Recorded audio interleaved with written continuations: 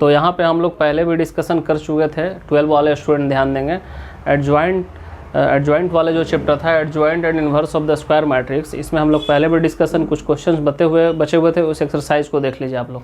तो यहाँ पे हम लोग नेक्स्ट में क्वेश्चन नंबर 6 से चलते हैं। यहाँ पे क्वेश्चन में दिया हुआ है, क्वेश्चन नंबर 6 में यहाँ पे एक ए का वैल्यू स्क्वायर मैट्रिक्स है, इसे शो करना है कि इतना a square plus 3a plus 4 i2 equal to 0 लाना है। फिर उसके बाद a इन्वर्स भी हमें फाइंड करना, मतलब इसमें डबल क्वेश्चंस दिए हुए हैं।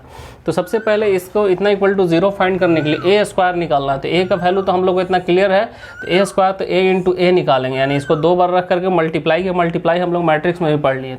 फिर 3a हम लोग को निकालना था, तो 3 इंटू a 3 और a का वैल्यू, इससे 3 से सारे कंपोनेंट में मल्टीप्लाई कर दिए। उसके बाद 4i2, i मतलब आइडेंटिटी मैट्रिक्स है, तो 4 को यहाँ पे आइडेंटिटी मैट्रिक्स 2 इंटू 2 के ऑर्डर में ऐसे लिखे जाते हैं, मल्टीप्लाई कर दिए। फिर यहाँ पे जो हमें प्रूफ करने का फॉर्मेट था, इसमें वैल्यू को बैठा दिया गया। बैठाने के बाद हमें 0 0 मिला, यानी प्रूफ हो गया कि हमें ये इतना इक्वल टू 0 वैल्यू है। अब हमें इन्वर्स फाइंड करना है।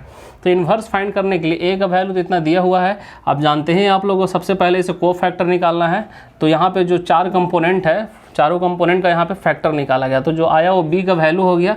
अब एडजॉइंट ऑफ a निकालने के लिए वो b डैश हो जाएगा, तो इसका वैल्यू लिख दिया, रो वाले को कॉलम में, कॉलम वाले को रो में ट्रांसफ़र कर दिया, तो एडजॉइंट भी निकल गया। फिर से देखेंगे यहाँ पे a का वैल्यू इतना है, तो डिटर्मिनेंट्स ऑफ a निकालेंगे, तो कैलकुलेट करने पे यहाँ पे 4 आ रहा है। अब इन्वर्स का फार्मूला आप लोगों को पता है, लगातार हम लोग यूज़ कर रहे हैं इसको। तो इन्वर्स का फार्मूला है 1 by determinants of a into adjoint a। तो 1 बाई डिटर्मिनेंट्स ऑफ a का वैल्यू 4 था, एडजॉइंट a का वैल्यू ये था।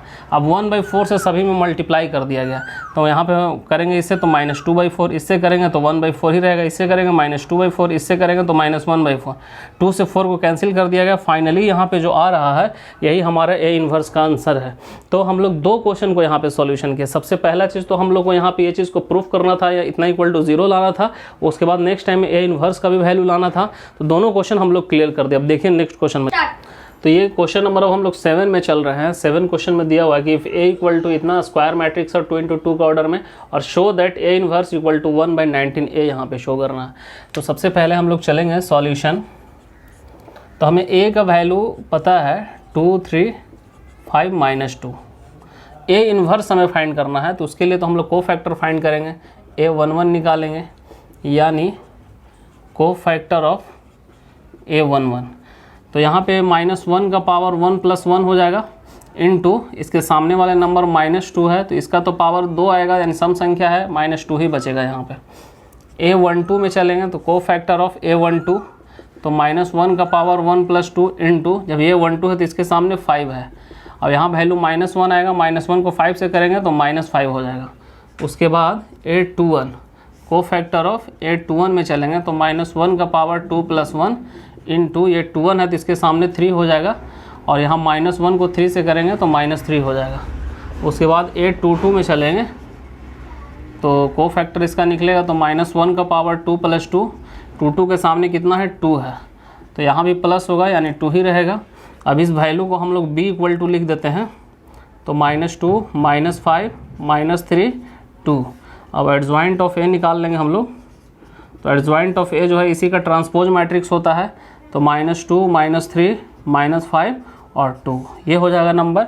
एडजॉइंट a निकलने के बाद देखिए यहाँ पे फिर चलेंगे, सिंस a का वैल्यू हम लोगों के पास इतना मौजूद था कि 2 3 5 -2, तो अब इसे हम लोग डिटर्मिनेंट्स ऑफ a जब निकालेंगे तो यहाँ पे हो जाएगा, इसको इससे मल्टीप्लाई करेंगे, 2 को -2 से करेंगे तो -4, और -5 3 जा 15 यहाँ पे हो जाएगा, यानी डिटर्मिनेंट्स ऑफ a का वैल्यू -19 हो जाएगा। तो यहाँ पे तो डिटर्मिनेंट्स a का वैल्यू आ गया। अब हमें शो करना है, प्रूफ करना है, तो प्रूफ वाले पोर्शन में चलेंगे हम लोग, यानी शो दैट, फाइंड करना है कि a inverse equal to 1/19a लाना है। तो a इन्वर्स का वैल्यू हम लोग यहाँ पे पहले लिख देते हैं। a इन्वर्स का वैल्यू जब डिटर्मिनेंट्स ऑफ a आ गया है, तो a इन्वर्स का जो फॉर्मूला होता है वो हो जाता है 1 by determinants of a into adjoint of a equal to 1/19a। तो यहाँ पे वैल्यू को इवेलुएट कर लेंगे, तो 1 बाई डिटर्मिनेंट्स ऑफ a का वैल्यू -19 आया है। उसके बाद एडजॉइंट ऑफ a का वैल्यू हम लोग का यहाँ पे इतना है -2 -3 -5 और 2, यानी 1/19, और a है यहाँ पे तो यहाँ पे हो जाएगा 1/-19। अंदर से हम लोग क्या करेंगे, यहाँ पे माइनस कॉमन ले लेंगे हम लोग, माइनस कॉमन ले लेंगे। तो यहाँ पे जो माइनस है वो प्लस में हो जाएंगे और जो प्लस है वो माइनस में हो जाएगा, इस तरीके का फॉर्मेट। तो 1/19a। अब यहाँ पे देखिए माइनस माइनस क्या हो जाएगा, प्लस, तो 1/19 हो गया। और ये जो फॉर्मेट दिया हुआ है a का वैल्यू दिया हुआ, यानी दोनों तरफ हम लोग का सेम फॉर्मेट आ गया। तो लिख सकते हैं कि LHS इक्वल टू RHS। तो ये क्वेश्चन हमारा प्रूफ हो जाता है। तो क्वेश्चन को देख लेगा स्टूडेंट्स, जब हमें इस तरीके का प्रूफ करना रहेगा, हमें बार बार एक ही फॉर्मेट पे काम करना पड़ रहा है, एडजॉइंट निकालने के लिए और इन्वर्स निकालने के लिए। तो निकालने के बाद जो हमें प्रूफ में जो शो करना पड़ा, वो सारे क्वेश्चन को उसी तरीके से इवेलुएट कर दिए। तो ये हमारा क्वेश्चन का फंक्शन था। अब नेक्स्ट तो क्वेश्चन 8 में हम लोग चल रहे हैं। देखिए यहाँ पे ध्यान से, यहाँ पे दो मैट्रिक्स दिए हुए हैं, एक मैट्रिक्स ए है और एक मैट्रिक्स बी है। वेरीफाई ये करना है कि ए बी का हॉल इन्वर्स है और B inverse into A inverse, मतलब ये दोनों प्रोसेस इक्वल हो गए। तो प्रोसेस थोड़ा लंबा है, ध्यान देंगे प्रोसेस पे। तो सबसे पहले हम लोग को जब LHS से चल रहा है, तो LHS में ए बी का इन्वर्स है, तो पहले ए बी हम लोग निकाल रहे हैं, ए बी। तो ए और बी दोनों वाला वैल्यू को लिख दिया, दोनों को मल्टीप्लाई कर दिया गया। मल्टीप्लाई करने से हमारा वैल्यू इतना आ जाएगा। मल्टीप्लाई का टोटल प्रोसेस कर दिया है, मैट्रिक्स से ही हम लोग पढ़ते चले आ रहे हैं। ए बी निकालने के बाद अब इसका को फैक्टर, ए बी का को फैक्टर निकाल रहे हैं। ए बी का को फैक्टर जैसे निकालते हैं, A11, A12, A21, A22 निकाल दिया गया है। इसे C ले लिया गया। जब एडजॉइंट ऑफ ए बी निकालेंगे तो इसका ट्रांसपोज मैट्रिक्स यहाँ पे लिख दिया है। अब ए बी का वैल्यू जब इतना है तो डिटर्मिनेंट्स ऑफ ए बी निकालेंगे, तो इसको इससे मल्टीप्लाई करेंगे तो 0 आ जाएगा, माइनस इसको इससे करेंगे तो -80, यानी डिटर्मिनेंट्स ऑफ ए बी का वैल्यू -80 आ गया। और ए बी जब इन्वर्स निकालेंगे तो फार्मूला ये अप्लाई हो जाएगा। फार्मूला अप्लाई करने के बाद ए बी इन्वर्स, तो 1/, यहाँ पे डिटर्मिनेंट्स ऑफ ए बी का value -80, adjoint of A B का वैल्यू इतना यहाँ पे लिख दिया। मतलब ये हमारा LHS क्लियर हो गया है। अब RHS वाले प्रोसेस पे ध्यान देंगे। तो RHS वाले में B का अलग से इन्वर्स है, A का भी अलग से इन्वर्स है। तो पहले B का वैल्यू यहाँ पे लिख दिए हम। लिखने के बाद इसका एडजॉइंट निकाल दिए, जैसे A11, A12, A21, A22 निकालने के बाद चारों को लिख दिए, इसे P इक्वल टू इंडिकेट कर दिए। कोई अलग अलग नाम दे देंगे पहचानने के लिए, जो हम लोग को आसानी हो। अब यहाँ पे एडजॉइंट ऑफ बी जब निकालेंगे तो इसका हम लोग क्या हो जाएगा, ट्रांसपोज मैट्रिक्स, यानी रो वाले को कॉलम में चेंज कर दिए सबको। तो यहाँ पे चेंज होने के बाद हमें एडजॉइंट ऑफ बी ए वाला चीज़ मिल गया। अब बी का वैल्यू फिर से यहाँ पे चल रहे हैं, तो डिटर्मिनेंट्स ऑफ बी निकालेंगे तो इससे मल्टीप्लाई करेंगे 20, इससे करेंगे तो 0 आ जाएगा, यानी 20 आया। अब बी इन्वर्स निकाल देंगे तो 1/, determinants of B adjoint of B, 1/, यहाँ पे लिख दिया 20 है और एडजॉइंट बी का वैल्यू लिख दिए, तो ये बी इन्वर्स हो गया। अब यहाँ पास का दूसरा पार्ट था ए इन्वर्स, तो ए का वैल्यू लिख दिए, इसका हम लोग को फैक्टर निकाल दिए। लिखने के बाद इसे क्यू के द्वारा इंडिकेट कर दिए। जब एडजॉइंट ऑफ ए निकालेंगे तो क्यू का ट्रांसपोज मैट्रिक्स रो वाले को कॉलम में, कॉलम वाले को रो में चेंज कर दिए।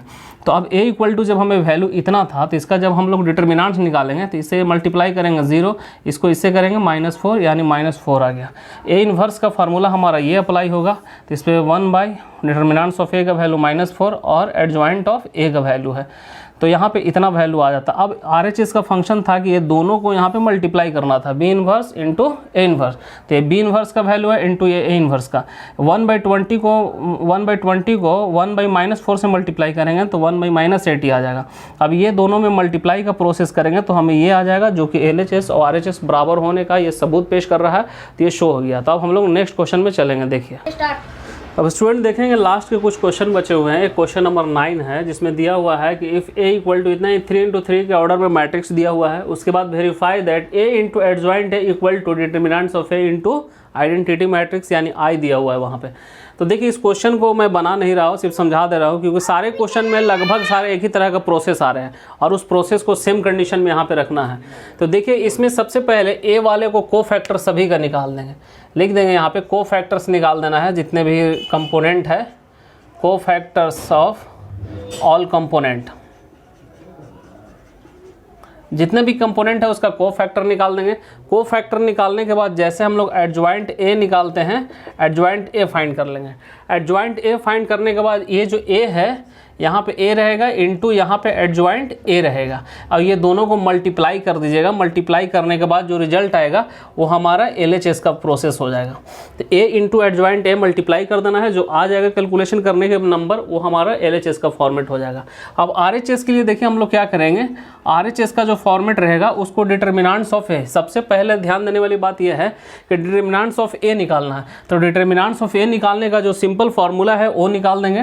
डिटर्मिनेंट्स ऑफ ए पहले फाइंड कर लेंगे। और आई जो होता है 3 into 3 का ऑर्डर का, वो मैट्रिक्स ऐसे होता है 1 0 0 0 1 0 और 0 0 1, ये यहाँ पे हो जाएगा। तो यानी यहाँ पे डिटर्मिनेंट्स ऑफ ए इंटू आई, ये दोनों को मल्टीप्लाई करने के बाद जो आएगा वो हमारा RHS हो जाएगा। और ये चीज़ क्लियर हो जाएगा कि LHS और RHS दोनों इक्वल हो जाएंगे, तो ये हमारा वेरीफाइड हो जाएगा। तो इस प्रोसेस पे क्वेश्चन नंबर 9 को आप लोग कर लेंगे। कोई नया चीज़ नहीं है, पीछे वाले क्वेश्चन में जैसा भी प्रोसेस हम लोग कर रहे थे बस उसी चीज़ को दिया हुआ है, तो इसीलिए हम लोग इसको बताना नहीं समझे, इसको आप लोग खुद से कर लेंगे। देखिए क्वेश्चन नंबर 10 को भी हम समझा रहे हैं। ए इन्वर्स का वैल्यू दिया हुआ है और यहाँ पे एक बी का वैल्यू दिया हुआ है, और हम लोग को फाइंड क्या करना है, ए बी इन्वर्स निकालना है। ए बी इन्वर्स का वैल्यू यानी हम लोग को फाइंड करना है। तो जाहिर सी बात है, एक प्रॉपर्टी आप लोग पढ़े होंगे, प्रॉपर्टी के दरमियान में बतलाए होंगे कि यहाँ पे बी इन्वर्स और ए इन्वर्स का जो वैल्यू होता है और ए बी का होल इन्वर्स के बराबर होता है। तो यानी ए बी इन्वर्स निकाले या बी इन्वर्स ए इन्वर्स निकाले, दोनों चीज़ सेम है, आंसर सेम आएगा, ये प्रॉपर्टी में बताया गया है। तो जाहिर सी बात है, ए इन्वर्स हम लोग को पहले से पता है, तो बी इन्वर्स भी निकाल लेंगे और दोनों को मल्टीप्लाई कर लेंगे। तो बी इन्वर्स निकालने के लिए यहाँ पे कोफैक्टर से चलेंगे, कोफैक्टर पहले निकाल लेंगे। कोफैक्टर निकालने के बाद एडजॉइंट बी निकाल लेंगे हम लोग। एडजॉइंट बी निकालने के बाद यहाँ पे डिटर्मिनेंट्स ऑफ बी निकाल लेंगे। डिटर्मिनेंट्स ऑफ बी निकालने के बाद यहाँ पे बी इन्वर्स निकाल लेंगे। यहाँ तक पहुँचेंगे और जैसे ही बी इन्वर्स निकल जाएगा तो निकालने के बाद हम लोग क्या करेंगे, बी इन्वर्स और इनटू ए इन्वर्स, जो वैल्यू हमारा आ जाएगा वही हमारा आंसर हो जाएगा। तो इस प्रोसेस पे ये क्वेश्चन को बना लेंगे। तो ये चैप्टर भी हमारा जो चैप्टर चल रहा था यहाँ पे adjoint and inverse of the square matrix, ये चैप्टर भी हमारा कंप्लीट होता है। अब आगे हम लोग नए चैप्टर ले गए, मैंने चैप्टर नंबर 7 हम लोग का क्लियर हो जाता है। तो स्टूडेंट आप लोग से खास इत्तला की जाती है कि आप लोग इस चैनल को ज़रूर सब्सक्राइब भी कीजिए और शेयर कीजिए और लाइक कीजिए, और कोशिश हो सके इस वीडियो को बार बार देख करके आप लोग समझें। इसमें किसी भी तरह का जो आप लोग को प्रॉब्लम हो उसको कमेंट बॉक्स में शेयर कीजिए। तो आज की क्लास को यहीं पे ख़त्म किया जा रहा है। अब हम लोग नेक्स्ट चैप्टर में मिलेंगे। So thank you.